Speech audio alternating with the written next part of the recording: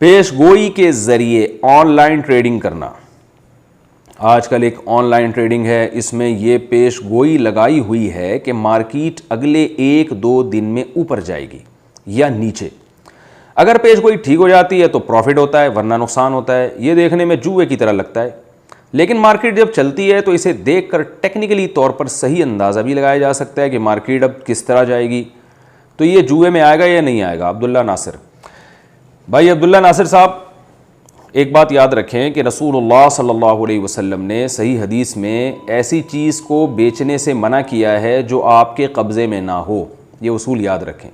On line جب بھی آپ کوئی چیز خریدتے ہیں تو پہلے اس چیز پر اپنا قبضہ آپ کا ہوگا, پھر آپ آگے اس کو بیچ سکتے ہیں. اس سے پہلے نہیں بیچ سکتے.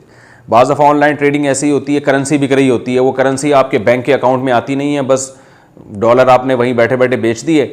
اب دیکھا کہ اگر وہ مہنگا ہو گیا ہے ڈالر تو آپ نے پروفٹ لے لیا, گر گیا ہے تو وہ آپ کو نقصان ہو گیا. تو یہ ڈفرینس برابر کرتے رہتے ہیں, تو یہ بالکل جوا ہے. تو قبضہ ضروری ہے, آپ کے قبضے میں یا آپ کی طرف سے کوئی نمائندہ ہو اس کے قبضے میں آئے وہ.